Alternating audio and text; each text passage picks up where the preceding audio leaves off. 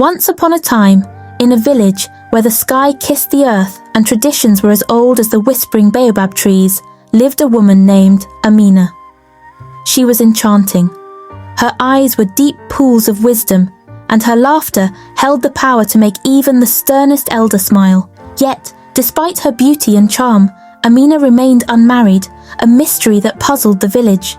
Amina was no ordinary woman. Her grace was the kind that made people stop in their tracks. Her words had the weight of wisdom far beyond her years, and her mere presence commanded respect. The young men of the village often marvelled at her poise, and the older women spoke highly of her, even if a tinge of jealousy lingered beneath the surface. But despite all the admiration, Amina was restless. She longed for companionship, a family of her own, and most importantly, a child to love and nurture. As days turned into weeks and weeks into years, Amina grew tired of her solitude. She could no longer bear the weight of her longing for a family. Desperate for answers, Amina sought guidance from the oracle, a wise and ancient woman named Nia, who lived in the deepest part of the forest, far from the village. The villagers spoke of Nia in hushed tones, for it was said that she could commune with the ancestors themselves. Her small hut, surrounded by thick foliage and smelling of herbs and ancient scrolls, was a place of mystery. As Amina approached Nia's home, she felt a mix of excitement and fear, wondering what her future held. The air was thick with the smell of burning sage, and the trees seemed to whisper secrets as the wind passed through them. She knocked on the wooden door and waited, her heart beating loudly in her chest. Nia, with her long flowing grey hair and deep-set eyes, greeted Amina with a knowing smile. "I have been expecting you, child," she said, her voice soft but filled with authority. Amina entered the hut, and the smell of incense and herbs engulfed her. The oracle sat down before her, motioning for Amina to do the same. "Child, your destiny is unlike any other," Nia began, her voice as soft as the evening wind. "The man who fathers your child will become the ruler of this village, and his reign will bring unparalleled prosperity. This child is special, Amina, for through him, the future of this village will be shaped." Amina's heart raced at this revelation. It wasn't just about finding a husband, it was about securing the future of the village. The weight of responsibility pressed on her, but alongside it grew a spark of determination. Filled with newfound hope and certainty, Amina devised a plan. She would sleep with every eligible man in the village, reasoning that by doing so, she would discover who her true destined partner was. By carrying out this bold plan, Amina believed she could find the future ruler who would lead her people to greatness. Days turned into weeks, and soon, Amina's unconventional search became the talk of the village. The women gossiped in low tones, while the men watched with a mixture of curiosity and excitement. Rumors spread like wildfire, dancing around every fire pit and slipping into every conversation. "What is Amina doing?" the women whispered, their voices laced with suspicion. "She is inviting trouble," some said. "No good will come from this." Yet others were intrigued. The men, on the other hand, marvelled at her beauty and the boldness of her actions. Many of them secretly hoped that they would be the one chosen to father the future leader of the village. With every passing day, the tension in the village grew. Every family with an eligible son held their breath, knowing that the fate of their household could change forever. Then, after months of waiting, Amina found herself with child. Her belly grew round, full of life and full of the promise foretold by the oracle. The village buzzed with anticipation. Every family with an eligible son began to claim the child as their own, laying stakes to the future chieftainship. Even the elders, wise and patient, felt the weight of this growing storm. In the months leading up to the birth, the village was consumed by speculation. At every corner, there was talk of the future ruler. Men who once greeted each other warmly now exchanged suspicious glances, each wondering whether the other was destined to father the child. Rivalries, old and new, flared up as families jostled for position. hoping to cement their place in the village's future. Finally, the day came. Amina gave birth to a healthy baby boy, whom she named Tariq, meaning he who knocks at the door. Indeed, it seemed as if Tariq was knocking at the door of a new era for the village, one filled with promise, but also great uncertainty. Yet, despite the joy that filled the village, a pressing question hung over everyone's heads. Who was the father of the child born to rule? The village erupted into debate. The elders convened, the women gossiped, and the warriors sharpened their spears. Each man who had been with Amina was now claiming the boy as his own. The village, once peaceful, was on the brink of civil war. Every family wanted the honour of having the next chief come from their lineage. The situation was growing more volatile by the day. Amidst the chaos, Amina remained calm. She knew the prophecy would not fail her, nor her son. With Tariq cradled in her arms, she waited patiently for the revelation that would change the fate of the village forever. A week passed since the birth of young Tariq, and tension was growing. The council of elders gathered under the ancient baobab tree to seek a solution. The tree's gnarled branches seemed to sag with the weight of their responsibility.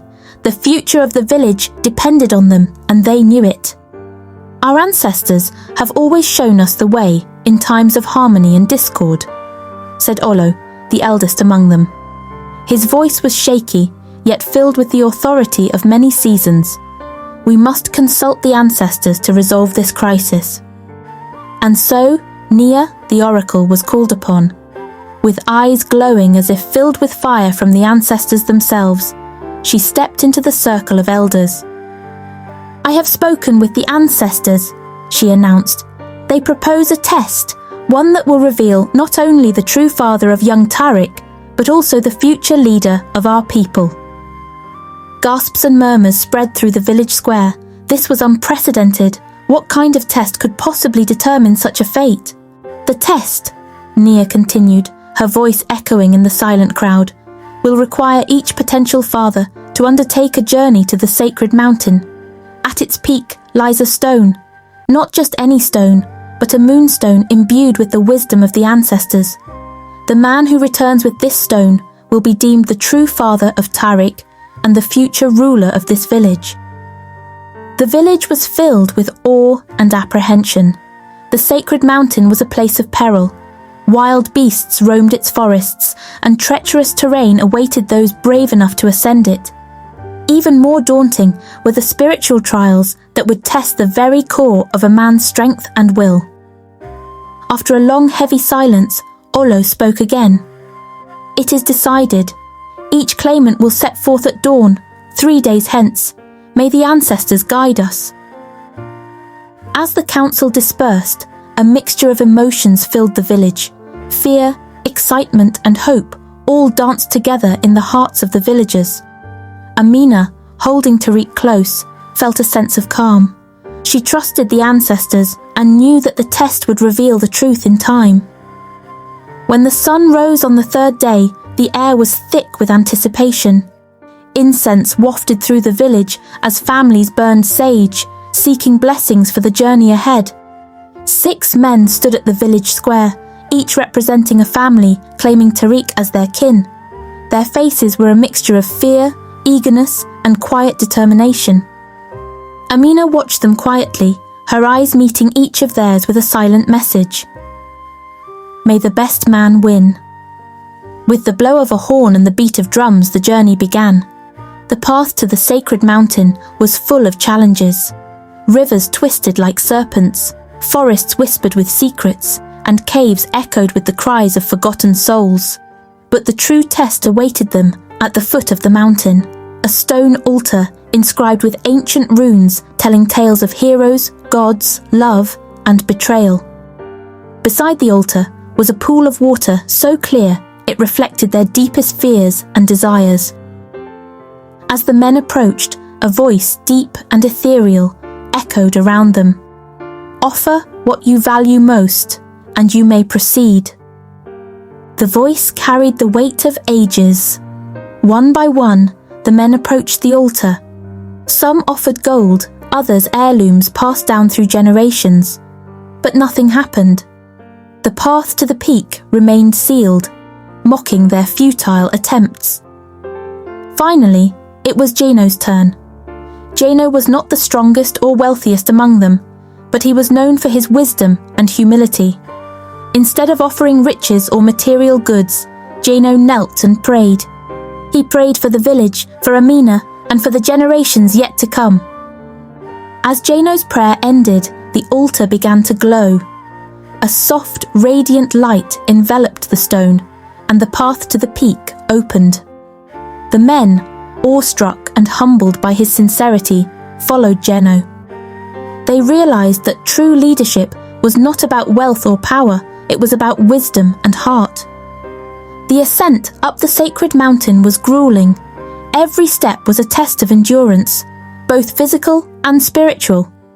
But as the men climbed, they felt a sense of enlightenment. The journey was not just a climb, it was a passage between the earthly and the divine. Finally, they reached the peak, where the night sky seemed to be within arm's reach. There, glowing softly in the moonlight, was the moonstone. Jano, hands trembling, approached it. As he touched its cool surface, the moonstone erupted with light, a radiant beam that shot toward the heavens, illuminating the entire mountain. The voice of the ancestors echoed once more. "Son of Kofi, you have proven your worth. This child is yours, and you are destined to lead your people."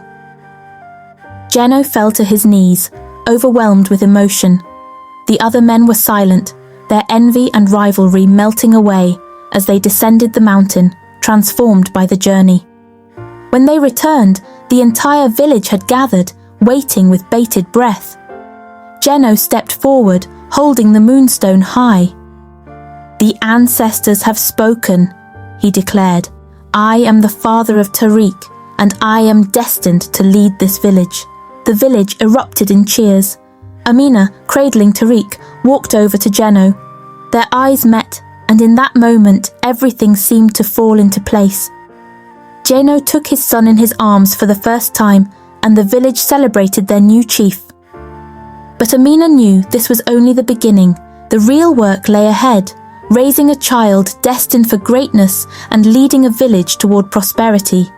Yet, with the moonstone as their guiding light and ancestral wisdom in their hearts, they were ready to face whatever challenges lay ahead.